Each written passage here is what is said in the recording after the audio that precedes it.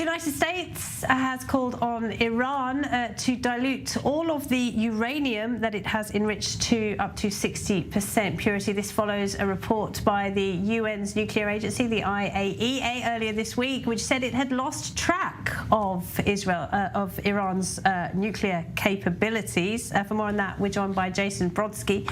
He's the policy director at United Against a Nuclear Iran. Great to see you. Thank you for being with us, Jason.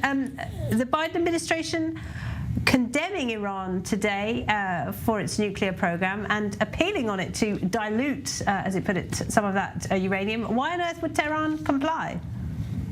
It's great to be with you, Laura. This is never going to happen under the current context, geopolitically especially. First of all, the United States is afraid to even pass a censure resolution before the IAEA Board of Governors targeting the Islamic Republic. So Tehran knows it has nothing to fear right now because the president is trying to avoid a crisis as the presidential election campaign heats up in 2024. Now, the IAEA said on one hand it has lost control of Iran's nuclear capabilities, but on the other hand it said that uranium enriched to 60% had fallen. Which is it?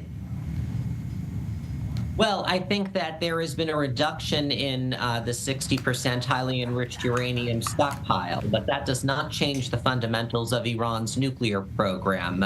It has still far surpassed the significant quantity definition of the IAEA, of which production of a nuclear weapon cannot be ruled out.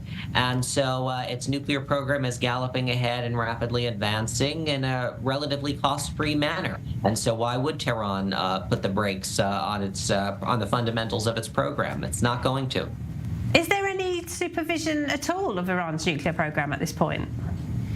Well, Iran is under safeguards, inspections, and mechanisms that have been in place as a member of the NPT, but it is not implementing the JCPOA monitoring and verification protocols. And let's not forget, even beyond the JCPOA monitoring and verification protocols, there has been the Islamic Republic has continued the dual-use nuclear weaponization research efforts under the Organization for Defense of Innovation and Research, or SPND, that the late Mohsen Fakhrizadeh headed before he was assassinated by Israel. And those research activities have gone on for years, and there has been limited international visibility in those activities, JCPOA or no JCPOA.